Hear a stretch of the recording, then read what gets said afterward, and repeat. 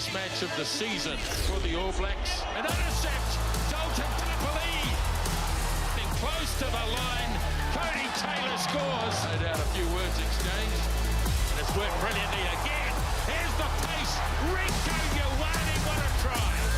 Barrett showed no clear release on Marcus Smith. Well, they will award the try, Tim. Oh, the whole thing's a shambles. That's what I'll say. Charging hard, fullback Stewart, George. No, they haven't made it. Yes, they have. I'm not sure. That looks like a try. An exciting finish to an epic test, 25-all draw. Tēnā koutou katoa, good evening and welcome into the breakdown. What a crazy weekend of rugby we have just witnessed. Portugal beat the USA to qualify for the Rugby World Cup. Georgia stunned Wales 10 months before they will play each other in France next year. And after 70 minutes of rugby at Twickenham, no one would have thought the All Blacks and England would play out a draw. But that is rugby at the end of the day. We're going to discuss it all, plus hand out our end of season awards on the breakdown tonight. So Whaono, Ken Laban, Taylor Johnson, Isaac Boss all join us on the panel. Thank you so much. Ken, what did you make of the weekend as a whole? Well, I think it's a reflection of where the professional game is now. And you alluded to some of those close results and some of what we would normally regard as upsets, which are now becoming norm and par for the course. Like if we want to talk about norm and par for the course, well then England beat the Black Ferns in the final at Eden Park last week. Well, it didn't happen. Our expectation, given our fantastic record against England, was that this would be another comfortable win, except somebody forgot to tell England that. They got up at the end. Sure, they had the numerical advantage with Bowden sitting down for 10 minutes, but nonetheless it made for a thrilling contest. Disappointment from an All Black point of view that they didn't get the win, but nonetheless a thrilling match. Yeah, I think the test matches throughout the whole interview tour have been fantastic because, as you said, there's no preconceived ideas as to who's going to win. You know, you saw Italy beat Australia. They've only ever won 11 games in the Six Nations since being there since the year 2000. So to get a big scalp like the Wallabies last weekend was incredible. And just the game this morning was wow as well. So, look, I've never got up so many times at 2 a.m. and 4 a.m. to actually watch these games because I'd always think, oh, you know, they'd get the win easily. Yeah. Yeah, I agree. I've been up a few weekends in a row all night watching all the games because they're all so exciting. And I think the thing is, us as being in the Southern Hemisphere, and we spoke about earlier on, we actually got to give these Northern Hemisphere teams a little bit more respect because anyone can beat anyone on their day. And we always talk about the fans wanting a better product, and that's what it's all about at the moment, I think. And I think, you know, like you said, Italy, everything, the World Cup next year is wide open and it's really good to see. Well, if we zone in on the result at Twickenham this morning, how do you explain 19 points, being up by 19 points with 9 minutes to go, Ken? How do you explain a draw from that, from an All Blacks perspective? Well, you have to put it in the context of 30 penalties in the game. And don't forget, penalty, set the mark, take the kick, set the line out, make the play. And then this was an enormous bit in the game when Bowden got sin bin. Exactly the same way as what happened to the England player last week in the Black Ferns final. And of course those tries at the end came on the edge, where under normal circumstances that's where Bowden would have been defending.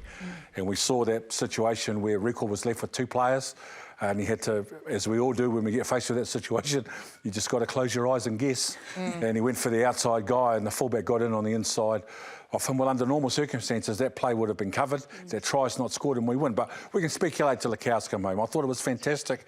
I thought it was a fantastic occasion. Full house, lots of drama, compelling viewing.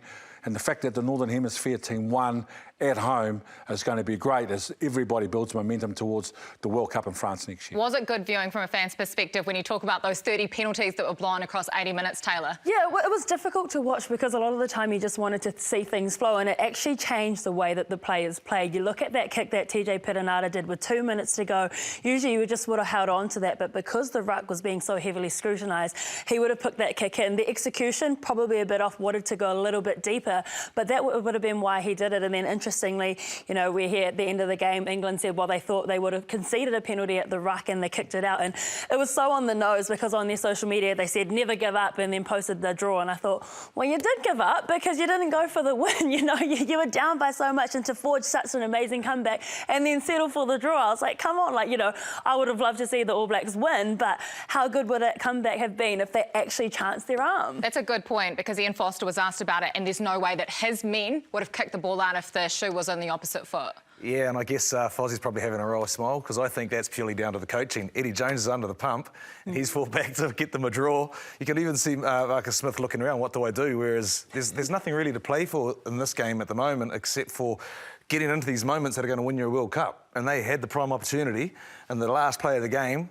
to go and win them a World Cup will have a practice for it, and they chose to kick it out and take a draw with a match that really meant nothing but bragging rights. I remember years ago when Graham Murray was the captain, I think they were playing in Wales and they were down 10-7 and they got awarded a penalty in front of the posts.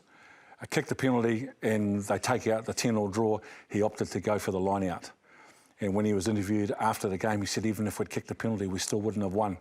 Just the difference in the mindset and the, you know, and I can't really recall what game it was, but I remember the incident clearly. You've got to give it to England for their stickability, for having the belief in staying in it for that 70 minutes when they clearly didn't look like they were in the game, Taylor. There are a few unsung heroes as well. Their replacement prop, Will Stewart, coming in, scoring 2 tries, and Marcus Smith getting them in a position to be in that draw. 100%. Like, the bench was outstanding for them and they really made that difference. And you do got to give it up to them because they missed so many more tackles than the All Blacks did. They made less amount of tackles as well. They actually did win the possession and territory game as well, which was quite interesting given that scoreline. But I think, you know, although it's still a draw, England will look at that as, you know, technically a win for them to be able to come back like that because, you know, to forge a 19-point comeback against the All Blacks with, you know, 9 minutes to go, not many teams can say they've done that. But as you said, that bench was outstanding, particularly the replacement halfback as well. I think that just changed the game immensely as well. Well, he's one of the most experienced players for England, isn't he? Will Young. But if you look at some of the good things for the All Blacks, we saw some clever kicking, which led to a brilliant Rieko Ioane try. They did some really good things for 60, 70 minutes, didn't they? Yeah, and I agree. And actually, I think it's been a real a point of their game in the Northern Hemisphere at the end of the season that's really stood out is their kicking game, and it's come a long way. If we look at earlier in the year where Ireland were getting all over top of us, is because we weren't putting in our kicking game wasn't on point, and I think that's really good development in the game so far. I think it's going to be exciting for next year for the All Blacks as well. What about the All Blacks goal line defence, Ken? England couldn't score. They had opportunities, didn't they? But the All Blacks would just shut them down. Yeah, exactly. Well, they were under a lot of pressure, obviously, with only 14 in the defence line, and England doing normally what we're used to seeing the All Blacks do at the back end of games, attacking the edge, keeping the ball alive and taking the opportunities when they're there. And a couple of controversial, well, you could call it controversial, but in the end you watch it long enough and the ball was on the line. In this case here where the try was awarded. What I did like as well on defence is that they were on their goal line, but they still weren't afraid to hunt and try and get that ball. You know, Ardie Savea, Dota Papali'i, they weren't afraid of actually trying to attack that, and they were actually defending positively as opposed to just making tackles, rolling away. And the defence was so staunch. I really enjoyed it. But equally, I really enjoyed that enterprise on attack, like those crossfield kicks. That was something different that they haven't done a lot of this year. And I think, you know, the team that played earlier in the year and then the end of year tour, there's just been a little bit of a change in attitude. Still not as entertaining as the Black Ferns in the back line, but it's a step, it's getting closer. Well, talking about the back line, there are a couple of experiments, if you will, in there. Jordie Barrett at 12, Mark Talia retained on the wing. Did you like those two options? Yeah, I did. And I think Jordie Barrett noticed that he was the one that was that made a difference when they went off, you know what I mean? But Barrett's been brilliant, Talia's been brilliant when he's had a chance, and it's giving that little bit of, you know, competitive edge around those certain positions. Yeah, exactly. No, I think it's been terrific. Like when I first came across, Jordie was at the Jock Hobbs under-19s when he was playing for Canterbury a few years ago when he was just a kid at 17, 18 years old. He was a second five then, and he's always wanted to play second five. And at the Hurricanes, he's had to play, you know, when he first came in as a youngster, he's had to play behind some pretty big names in that 12 jersey for the Hurricanes. So he's had to be patient to get his opportunity. But at 6'5" and 105 kilos, he's a huge human being for all defences to deal with. And I agree with you, and I think he's actually shown his maturity because he's carried that Hurricanes backline somewhat for the last couple of years. And you feel, gee, if he was in another team, he'd be out shining in other players, but now it's coming through in what he's showing on the field for the ABs. And it also kind of links back to that Rugby World Cup discussion for next year, because you can only take 33 men, and when you've got someone who can literally play every position in that back line, and look, we haven't seen him at 10, but I'm pretty sure he could go in there. He looks like a really appetising selection too. It is going to be so hard to pick that 33-man squad, but one fella that'll definitely be there is Brodie Retallick. He joined an exclusive club in 2012, becoming an All Black for the first time, and overnight at Twickenham he played his 100th test. Here's his story. Yeah, I'm pretty stoked to stay on the 12th. When I first started out, it probably wasn't something that I had as a goal or thought I'd possibly do, but with being around, I've seen maybe 8 or 9 of those 11 that have currently done it achieve the 100 games. And yeah, I know probably when I got to 50, I thought, geez, it'd be pretty cool if I can make it to 100 and onward. So yeah, here I am. I'm pretty proud to be able to say, once I achieve it, that I have. Do you feel as though you're a different player now than you were? I think so. I think the game's changed. Defensively, the way teams are defending is different. There's a lot of running rugby in my early days. I think, although I was Super Rugby, I remember one game I cleaned out 50 rucks. It was just a different style of game to now, but hopefully I'm a little bit street smarter and with a bit of age and experience. So you're taking shortcuts then? Yeah, Is that what you're saying? No, not shortcuts, just work smarter, not harder. Ah, nice, nice. Everyone's got someone that you look forward to playing. Have you got an opponent that you can't wait for the challenge every time you know that person's going to be there? Probably even Smith is one. Whenever you're going to turn up and play South Africa, they're going to be physical, and especially him in particular. We're a similar age. We played a lot of rugby against each other, so. And even at the moment, at this age, he's still going unbelievably well. So I always know when facing him, it's going to be a tough challenge. How do you get on off the field then, you and Eben? Probably haven't had a lot to do with each other, to be fair. In the early days of being in here, the All Blacks and the Springboks didn't socialise at all post-match. The last few years, we have a little bit more and shared a few beers and had a few conversations, but it was probably as far as it's gone. Right from when I first made the Chiefs, there was a clear point made that, look, what happens on the field, and when you walk off, we leave it there. And when coming up against Liam Messam and Tanara Latimer, all those fellas, and then when coming into the All Blacks, you had to fight for your position. So, yeah, what happens on the field stays on the field for me, and when you come off, it's all about being friends and enjoying it. Follow-up question then, what do you enjoy about the game the most? Probably the competition of the game is definitely, but the most enjoyable part is probably, post a good win, test match, sitting in the sheds with the boys. We've been working hard for it all week and just enjoying that, and with your mates on tour, it's hard to beat. Yes, a very special moment for one of the giants of the game in New Zealand, Brodie Retallick, becoming the 12th All Black centurion. And he proves a point that it's okay to be a slow starter, isn't it, Ken? Because he wasn't a standout at high school. He didn't get picked up for Canterbury, but someone else saw talent in him. Tom Coventry was the coach who picked him up. Is Brodie Retallick, the greatest player from Christchurch never to play for Canterbury or the Crusaders. And when he was a schoolboy at Christchurch Boys High, it was Tom Coventry was running the New Zealand team. And he had just been appointed to Hawke's Bay, and he asked Brodie what Brodie was doing his first year out of school. He said he wasn't doing anything, had no deal, so he took him to Hawke's Bay with him. At the end of Tom's first year with Hawke's Bay, he got appointed to assist Dave Rennie at the Chiefs, and he took Brodie with him there as well, and the rest is history. Terrific story. I remember talking to the late, great Sir Colin Meads a few years ago, and we were talking about locks, and I introduced Colin on air as the greatest of all time. And I remember he waited around after the interview, and he wasn't. He politely told me off. He said, "Oh, Ken, what you said about me being the greatest, thank you for saying that." He said, "But I'm not." He goes, "That boy from the Chiefs, Wow. Brodie Retallick, you keep an eye on him. Wow. He's the greatest All Black lock I've ever seen, him and Sam Whitelock." Wow. So, right from a young age, he's been a quality player. And you could see from that interview that Jeff Wilson did with him, he's a class act. That's a phenomenal story, isn't it? And Taylor, this is your position. You love this sort of thing. Second rowers do so much hard work.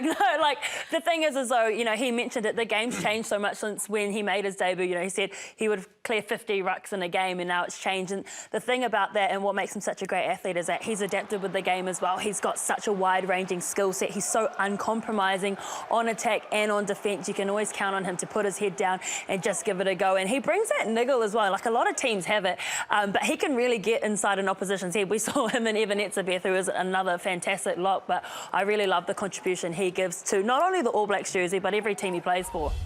Yeah, exactly. I agree with you. He's got that hard-nosed, uncompromising attitude, but he can separate the on-field and off-field. Yeah. And what I like about him is, and it probably comes through in that interview, and he'll never tell you, he's so humble, but he's a culture leader within the team. And he doesn't ask much of everyone else that he wouldn't do himself, but he also drives those standards, and he expects that humility from everything. It's really nice to see his family, you know, there as well, and his partner celebrating that moment with him in Twickenham. He is going to go down as one of the greats of the game, isn't he, Ken? It is a phenomenal story that you just told. He tends to get in people's heads, and so does the head coach of England, Eddie Jones. Eddie, I'm fascinated to hear your thoughts on that game, because the game was gone essentially, but your team showed great courage. What did you make of the contest as a whole? Well, I thought, New Zealand played superbly the first half. I haven't seen them play with that consistency in terms of being aggressive around the ball. They used their tactical attacking kicks to real advantage, and I thought they were superb. And we just had to hang in there. Sometimes you just got to hang in there, take what you can. Everything seems to be going against you. And then those games, you're always going to get a period where it goes your way. You start to get the 50-50 from the ref. You start one or two players fall off, and we had to stay in the fight. And then when we got our opportunity, I thought we were superb. So they're clearly disappointed because they felt as though they let one slip. Are you really happy with the way you finished, or do you expect more of this group? Oh no, we expect more. We're not happy with the first 40, but sometimes when you're not at your best, like we were probably 2 or 3% off in the first half. That to find your best is one of the most important things, and I reckon in any team's development there are certain moments you have that are really important. Maybe one of those was today for us. Would you have liked to have maybe gone for the win at the end? I mean, was your instinct maybe you had the advantage, still had a one-man advantage, maybe played a few phases, or when Marcus Smith decides to kick for touch, you go, you know what, enough's enough? So I remember a long time ago I used to coach Super Rugby with the Brumbies, and we'd play against the Highlanders. And if that was the case, we'd run from anywhere. But the referee today wasn't too kind on the attacking ruck team, so I think there was a lot of sense in what they did. All right, you finished the season now with South Africa coming up next week. This is probably good preparation, right? You know how much or how well you have to play next week. Yeah, no, it's fantastic, mate. They've probably set this game as the game they want to win. So we're going to find the best of them, as we probably found the best of the All Blacks today. So, it's great preparation for next season. It's always nice to see you smiling regardless. Thanks so much for joining us. Cheers, mate. Thanks, mate. Cheers. Ken, before the show, you actually mentioned when he was coaching back at the Brumbies, and he's a happy coach, isn't he? What did you make of those comments? Yeah, exactly. He's an engaging and charismatic personality. Eddie Jones, he's one of the great coaches on the international scene, playing the All Blacks, with the All Black legacy, with the England legacy at Twickenham, the way that they promoted the game, Ian Foster, Eddie Jones, basically all the big dogs rocking and rolling at Twickenham. It does add to the quality of the event, that it's such a grand occasion. It was such a great contest. We need characters in the game, don't we? That's what makes the game so special. And what about this season that we've had? The year 2022, we're going to do our season review now. The All Blacks finished with 8 wins, 1 draw, 4 losses. Of course, the first ever series loss to Ireland and New Zealand, the first ever loss to Argentina as well. But they won all the trophies. They won the Rugby Championship, they won the Bledisloe Cup, they won the Freedom Cup. So they've won all the trophies that they possibly could. But if you're going to put a rating on the season, Bossy, how do you rate this team? Yeah, I'd say they're probably rocking at around a 7 out of 10 at the moment, So I think everything's put in perspective of us. We always try to probably judge them a little bit harsher compared to what we judge everyone else. And when you look at how Ireland are going, still number 1 in the world, Argentina beating England, our losses have not been to bad teams. But we're not where we need to be in terms of being able to close out those matches like the one against England last night. And those are ones that probably just holding us back to maybe a good season, I think, with the trophies and the occasions we've had. But to go that next level, we've got to we've got to increase it by 20-30%. 70% for you, Taylor. What about you? Yeah, I'm in agreement. Look, I think we have to look at the international game and see how far other teams have come. Yes, we do hold the All Blacks to such a high standard because of that big legacy that they have had, and particularly in a year before Rugby World Cup, this is where you usually see the team fire and head in to the next year looking really good. But we haven't settled on combinations. We don't know who our best pairings are in a lot of places. But as you said, look, we didn't lose the Bledisloe because that would have just been absolute anarchy. You know, we did lose to Ireland at home, but again, Ireland are the #1 team in the world, you know, so there are things to look at, and I do think, you know, next year things can change. Look at where the Black Ferns were at the end of last year and now the World Cup winners. I don't think, you know, the All Blacks, we can count them out because, you know, they're still building. Ken, for you? Well, 4 losses is 4 losses. And you can't sugarcoat that, and you can't make excuses for that, and nor should we, nor should that be the expectation of the All Blacks as well. But if you have a look at a couple of significant things, in my view, the elevation of Ethan de Groot, yes. Samasone, Tokiaho and Tyrell Lomax, when really we were probably at our lowest point with the All Blacks in 2022, after, you know, some would describe as an ordinary 2021 as well. That was a very brave call because in large part that's a rookie front row that has come in. And with Cody Taylor coming back into the mix, that has been the area where we have made the greatest progress. The All Blacks have made the greatest progress in my view. Taylor touched on a very good point about combinations. Havili's been tried at 12, Quinn Tupai's been tried at 12, Anton Leonard-Brown, we all know can play 12 as well, and now Jordie Barrett is in the mix. I'm excited about the potential of the Jordie Barrett, Rieko Ioane combination. They need time together. They need games together. I don't know what the situation is in terms of the build-up for next year, but I can't help but think the more games that they play together, the better that's going to be for the All Blacks. Well, you've talked about some of those young front rowers being some of the big winners for the All Blacks, but surely you've got to look at a couple of these coaches that have come in as well, the Joe Schmidts and the Jason Ryans. Yeah, exactly, and I think it takes a little while for them to change the blueprint and really put in what they need to. But if we look on the screen now, there is a significant amount of talent and players that are not actually there or being considered at the minute. They're either injured or they're just not in favour. And this is what I'm really looking forward to Super Rugby next year. In the World Cup year, this is where people have had a gripe all summer, have gone and done their work, and they come back and we talk about breakout players. There could be 15, 16 breakout players that are putting their hands up, and that's going to bring out the best in everyone else, you know. For me particularly, you look at Perenara being injured now as well as Fakatava, all of a sudden, someone like Roygaard, he's going to get so much time at the Hurricanes, and then he could be bolting through yet.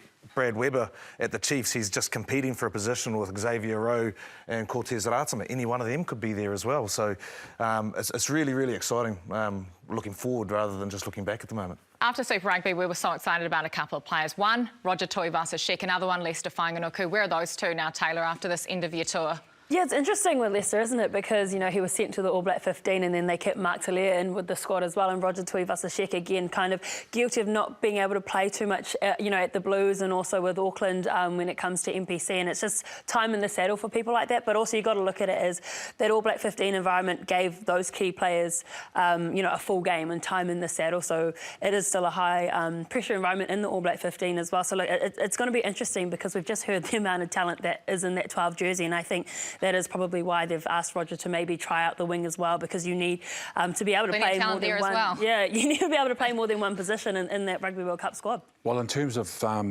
the All Black 15, and obviously he's not an All Black, so he wasn't on that list. But the best player in the All Black 15 was Sean Stevenson. Yes. So we're going to do about Sean. Fabulous. Breakout next year? Well, he'll either be a breakout player next year or he'll sign and go to Europe. Yeah. Because I would say the value on him. Or he might go to the game that you love, Ken, the other game. Oh. It's like how many times can you be a breakout player, though? Because he's had so many outstanding seasons for the Chiefs. Right. What's Sean? Sean must be 25 now. He's the same age as Rieko. They're in the same first 15 together, Auckland Grammar. But people are getting opportunities out of Super Rugby. We've seen it with Mark Talia. We've seen it with Leicester. So they are still giving players opportunities after having good campaigns. Let's go now back to the UK, because Sir John Kirwan and Jeff Wilson have been tourists for the last 4 weeks, from Tokyo to Twickenham. Let's get their tour review. Well, JK, the breakdown's been on tour for a few weeks. We've come to the Northern Hemisphere. There's been some remarkable results. The All Blacks have gone 3 wins, 1 draw. You think about what happened in the Northern Hemisphere. Georgia, what have they done? They've just beaten Wales. Italy last weekend beats Australia.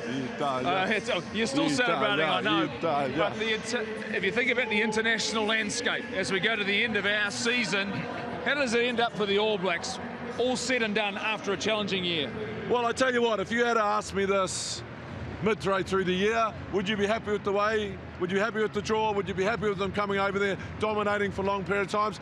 I'd go yes, because I think the turnaround's been great. I think we've seen some changes in the All Blacks. They're starting to play some good rugby. They were very good today.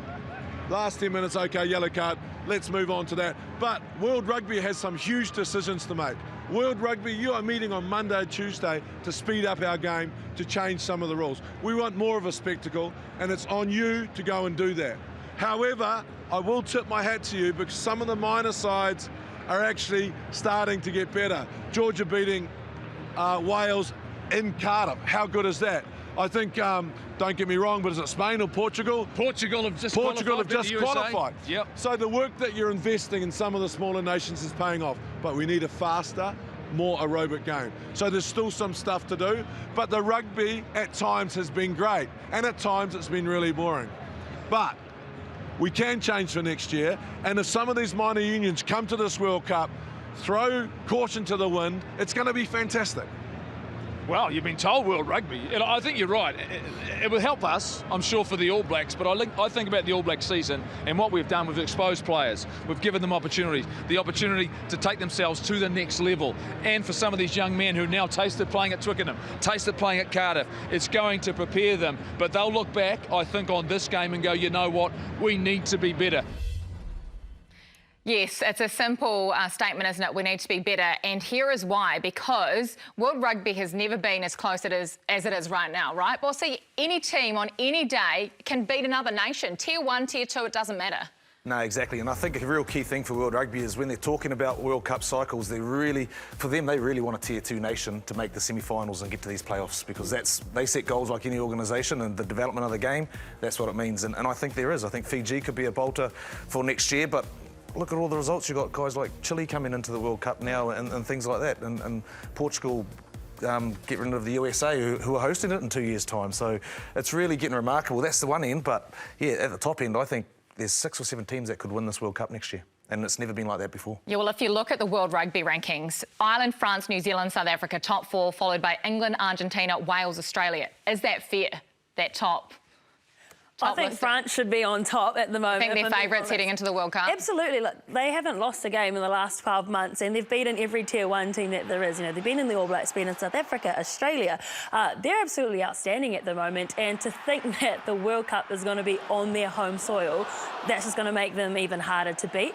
I think, you know, they're probably the best in the world right now, and Dupont has been outstanding as halfback, which is why he's been, you know, nominated again for World Rugby Player of the Year. But also, you look at the North American rugby, you know, USA and Canada both not at the Rugby World Cup next year, which is crazy because we always call them the sleeping giants of rugby because they've got so many athletes, people who don't go on to make the NFL and, you know, the NBA, then they pick up rugby, and we see how well they do in the sevens with the likes, you know, Carlin Isles, who was a sprinter and came in, and things like that, Perry Baker. But you know, for them not to qualify for the World Cup is massive. And, you know, maybe it's the fact that the MLR needs better administration because there's teams dropping in and out of there. You know, it has so much potential, but at the moment they're not living up to where they could be.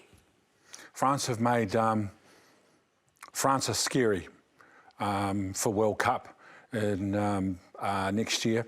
Their under-20s team won the world under-20s in 2018 and 2019. No other country that I'm aware of has done the work at the age grade development level to put programs, processes and development players in place to prepare them for the future to the same degree that France has. They've centralised their under-20 program, very, very professional. And not only that, they've searched the world for quality players. Not all of them are born in France.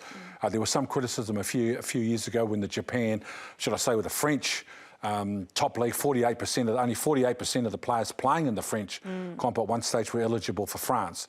They made some major changes to do, and I think only 2 French players were starting at, Bossy, you probably know that, at one stage only 2 French players were starting for a top side in the number 10 jersey.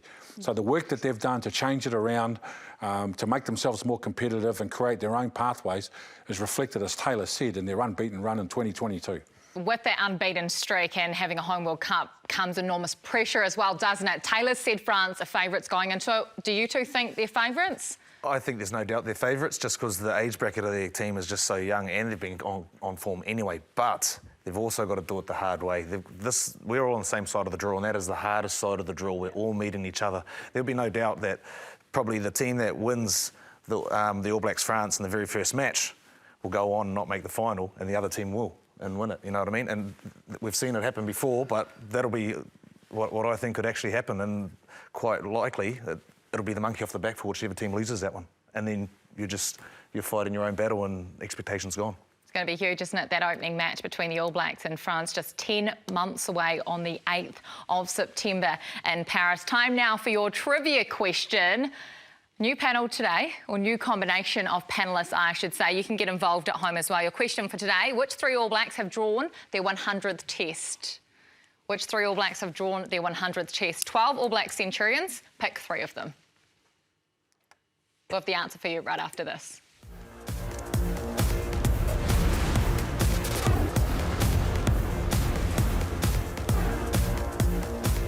No, my hockey, my welcome back into the breakdown. Well, your trivia question was simple this week because you've already got the answer to one. Which 3 All Blacks have drawn their 100th test? 12 centurions. You've done the math. You've eliminated some of the players. Who have you got, Ken? I've got Mealamu, Kieran Reid and Brodie. You two? I'm just copying, pasting, phoning a friend over here. Have you That's how I got anything through to high add then? school. It's pure guess, but it's got to be in the modern era, so I've gone Brodie, Dan Carter and Richie McCaw. Well, I'll tell you what, Uncle Ken, you were correct. Oh, All three, wee. absolutely beautiful. That's 100%. And you're welcome back on the breakdown any day. Here is all of our All Black centurions. You asked me for the list. Here's our 12. Pretty special list, isn't it, when you look at the names on there? They all stand out, don't they? Yeah, exactly. It's fantastic legacy. You know, what do they say? 50 tests is a benchmark, I think, within the culture of the All Blacks themselves. And then to get 100, I know they play more tests now than they have in the past, so it's easier to achieve that milestone. But nonetheless, when you think about, you know, the reflection that we always see about players after their first test, to get to 100, and the piece that we showed earlier of Brodie, with, you know, his humility and his grace and the class of guy that he is, and understanding and realising how special it is for him to get 100.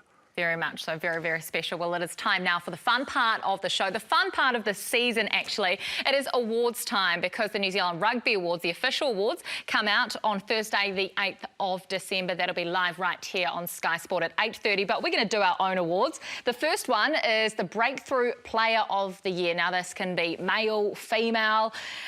Who has been the breakout player of the season? What names are on the tip of the tongue? Well, it's probably quite an obvious one, but I think there's been a few notables. And I know you're probably going to say a couple of the same ones as well. Tillia was a notable one. Colin Navali is a notable one at the women's game, although she didn't play a lot. But I just don't think you can go past Rugby Retallick. I just think she's been around so long. I didn't realise she had not actually played 15. So it's amazing how she's done this year. It is, isn't it? I mean, she's been a star on the 7 series for such a long time, but this year she dedicated herself to the 15s game, made her debut during the Pac 4 and was a standout, wasn't she? Oh, it was a big risk for her to take as well, because she turned down that 7s contract and said, I wanted to focus on 15s without actually being guaranteed a 15 spot, and she worked her butt off, really. You know, she did Opiki, she played in the Whara Palmer Cups, played for counties, and she was always there, you know, having played with her. She's an outstanding athlete. She's a real professional, and she brings so much energy to the game. You don't need your own hype woman if you've got Ruby Tui. She is her own hype girl, which is awesome. But I also want to mention Samasoni Taukei'aho as well, because... Breakout. Yeah, breakout. He played last year in well, the that's All the thing. Blacks. He was injury cover last year, you know, at the Steinlager series, and then now, for me, he is our #1 hooker in the country. You know, he was called in for Dane Coles at the end of last year, and people were scared that, you know, he's born in Tonga, that we're just going to take his eligibility and, you know, he won't be able to represent Tonga anymore. But, you know, he's going to represent the All Blacks for a very long time, in my opinion, after this season. Such a good season with the Chiefs, which we are both big fans of. And, all of us. Yeah, all except for Ken over here. You know, and for him, he's solidified his spot in that 2 jersey. Well, what about the man that wore the number 14 jersey today? Because we've mentioned him a number of times, right? Mark Talia, has he solidified his spot on the right wing, Ken? He is a true breakout star, isn't he? Well, if you work on the basis that they picked the top 15 to play against England, they announced the team on Thursday and they played last night. Of all the right wingers available in New Zealand, Ian Foster chose him. So you'd have to say that for the time being, he's there, and he's done a terrific job. But I just want to endorse what Taylor said about Rugby. We can assess catch, pass, run, and not be able to separate a whole number of classy players. But when I think about Rugby, when I think about the role that she's played off the field, when I think about how she's galvanised not only audiences that were inside Eden Park, but global audiences on television. I remember the time. I know I'm going outside of the time period, but she did a couple of those interviews when she won the gold medal. You know, her personality, her fun nature that comes across, and of course her post-match performance was something pretty special. You know, leading. This is a Samoan lady. You know, leading an audience in the Waiata. Live, which has never been done before. You know, Richie McCaw has played over 100 tests and done a lot of interviews. I've never seen him try to lead the crowd as a way of thanking and acknowledging. You know, there's something special about what she has done, about what the women have done in terms of creating that vibe and that excitement for children and families to stay close. And I know I coach, as does Bossy, we coach teenage girls teams.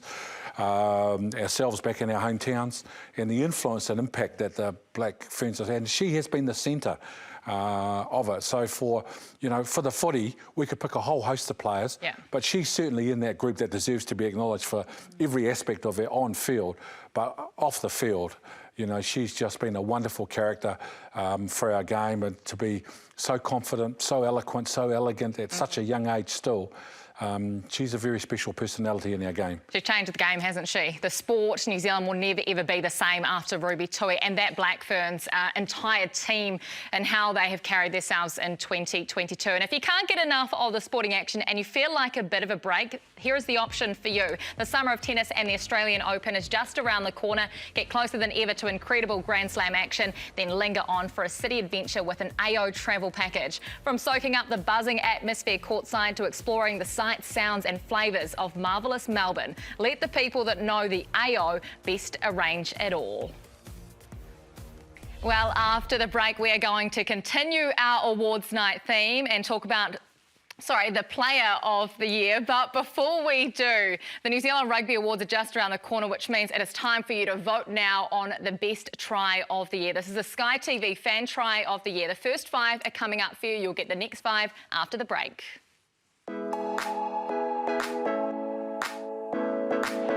St. Thomas. And here comes Richie Tuvoy late, running towards the sideline, but he's straightening up now and just busts through 2 tackles. They've gone too high on him. He gets the offload away to his fullback, Buster Tonu, who then links up with Harmer Campbell. This is good offloading, and that is a brilliant team try. Tyler Tupper with it, finishing it off. Orange just need to hold on and go through phases, which they haven't done.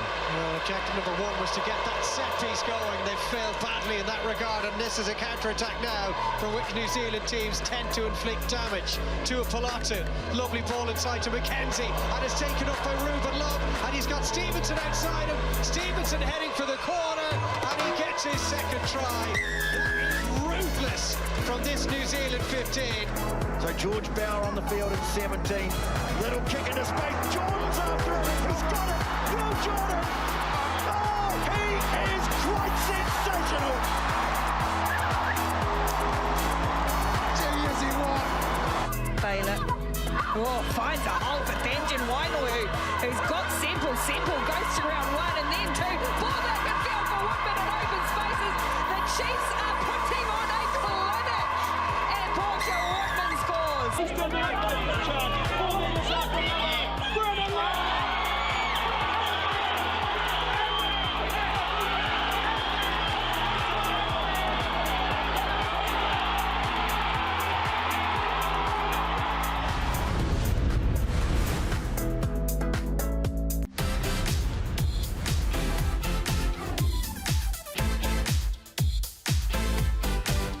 Set the back through McMenamin.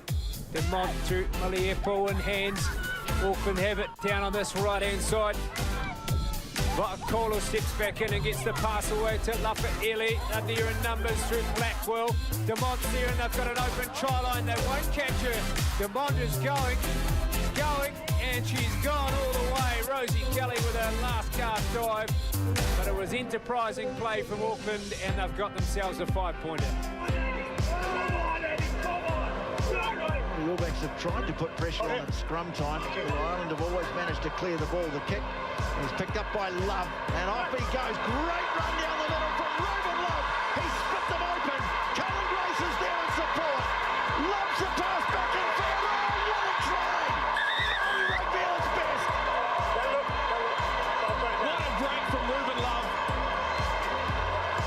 Something out of nothing. And this is Māori All Black Rugby at its best. Inductee, which is Bevan Holmes, number 8. So I just thought I'd make a special mention for that. Well done. Ball won by Rush. Breaking out. As Murray gets over the advantage line. Offloads for Matalai. He's down the right side. Matalai. They've got 80 metres. The crowd are on their feet. Quick ball needed. Ray Hunter at the close of Pearson.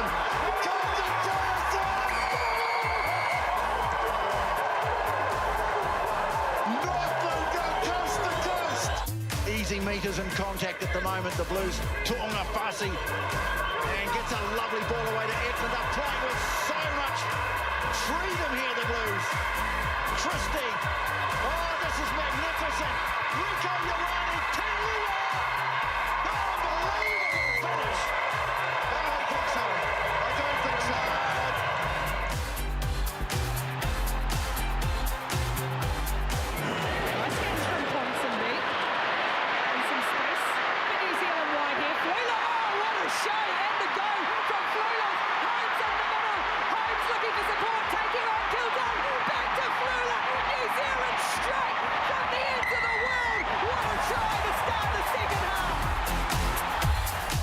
You have just seen the top 10 tries of the year, from club rugby in Petone to Northland to the Rugby World Cup final at Eden Park and everything in between. It is now your time to vote. So head online you can see the baseline just on the monitor there, skysport.allblacks.com, and it is your chance to vote because you have the final say. I don't know how the judges picked that. You guys were all calling a lot of those tries. How do you differentiate them?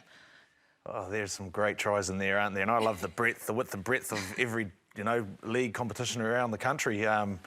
Geez, that last one sticks in my mind. I can't get that one out, eh? It's so hard because, a lot of them are really good individual efforts or, brilliant team tries. It just depends on, I guess, what your appetite is. But, man, some fantastic tries. And as you said, Stacey's try, I love that one. Probably one of my favourites. And really nice to see Sam Blackburn from the Petone club, that Petone Hutt Old Boys Marist, which is a club comp. I don't know that somebody must have done it on their phone and sent it in or something, but that's a famous McBain Shield game between Petone and Hutt Old Boys Marist. It's a tremendous legacy and history behind that contest. Jeez, was that a droppy to win the match? I think so. Oh, that's brilliant. Wow, rugby, it's a sport that just keeps on giving, doesn't it? Time now to continue our Breakdown Awards by naming your Player of the Year. All Blacks Player of the Year, Black Ferns Player of the Year. Ken, who's been the standout in 2022 for you? Ruahei Demont, says her mum. Demant says Ruahei. Take your choice. She's my Player of the Year. With the job that she's done in the number 10 jersey, especially in the big games. At the World Cup, she's a dominant player. Also, she's got one of the tries of the year there as well. She's been wonderful and a tremendous leader. We're blessed to have somebody like her at the forefront. She's an articulate, considered, intelligent person. Oh, I agree. 100% Ruahei Demont as well. She's the only black fern that has played in every single test this year, which is quite outstanding, and as co-captain as well. A leader on the field and off the field. She's really elusive as a 10 as well, and she can play 12, so when there's two playmakers on the field as well, she can really shine. She's been absolutely outstanding. And as you said, she's really smart, consider I went to law school with her, and she's very much like that in the class as she was on the field, so I can't go past her. But also Adi Savia needs an honourable mention as well, because he has been fantastic for the All Blacks. Yeah, and I do agree, Artie's been class. But look, like we said before, All Blacks got a 7 out of 10, and he's been the man at the front for them all season. You can't go past the team of the year, which is, I think, the Black Ferns. It has to come from them. Sarah Hiddeni's been good. I know Ruby's been good as well, but I think Portia Woodman's been the standout player for me this season, and she's been there pretty much right from the start of the year all the way through. Well, she broke records, didn't she? Becoming the greatest try scorer in Rugby World Cup history. Yeah, exactly. Well, I think, that's my choice for Team of the Year. Black Fern. Wayne Smith is my choice for Coach of the Year. I just think that the women in 2022, they have such an impact on our game, like those crowds, record viewing audiences in New Zealand, record viewing audiences around the world, talking to our colleagues at World Rugby. Yeah. And I definitely think that it's appropriate in 2022 that we acknowledge the progress that the women's game has made. Huge, and I'm sure they're going to have a big night at the New Zealand Rugby Awards as well, the 8th of December. That'll be live on Sky. Not too long left of the show, but before we let you guys go, our final breakdown of the year. We want a bold prediction. Next year is Rugby World Cup year in France. It doesn't get any bigger than this. We'll follow on from the momentum we've just seen at this last Rugby World Cup. What is your bold prediction? Will there be a Nehe Milner-Skudder moment? I think there will be a couple. There'll be a few guys started in this team last night that won't make the World Cup. But my bold prediction... Name them. Oh, geez, that's putting me on the spot. That's bold. I could be That's the most bold. hated man in the country. My bold prediction is that Fiji will make it through to the semi-finals and be the first second-tier nation to do so. Nice. So that's what my overall prediction is. And that would be so cool, wouldn't it, Taylor, for you? It would be, for sure. My bold prediction kind of follows on with the Pacific route. I think Tonga might make their first Rugby World Cup quarter-final. You look at the players who have now played for them: George Moala, Malakai Fekitoa, Augustine Pulu, Vai Fafita, Israel Folau. They are the sleeping giants, I reckon, and I think there's still a few more players to become eligible too, so I think keep your eye out on the Ikalatahi.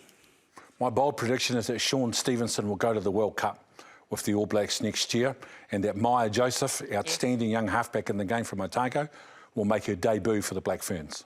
Wow, that's a huge prediction. But, I mean, it could happen, right? These are bold predictions that we could see happen over the next year. It is going to be absolutely outstanding. I've just been asked whether I have a bold prediction. That is putting me on the spot as well, just like you. And right now, I've got absolutely no idea since I've been up since 4 in the morning.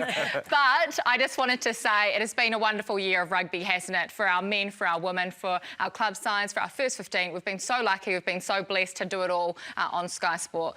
Ken, for you, we'll leave you with the last word. Yeah, well, it's a privilege to do what we do. At the end of the day, we get paid to watch rugby. It's not a bad gig, the greatest gig in the world. I know that we concentrate a lot on the elite side, but our game is made up of 600 clubs, hundreds of secondary schools, volunteers, coaches, managers, and players at the grassroots level that make our game special and make it all the more enjoyable for us to be involved. Thank you so much. Thank you so much for joining us, and thank you all for being part. We are nothing without you, the fans and the supporters, and we'll see you next year.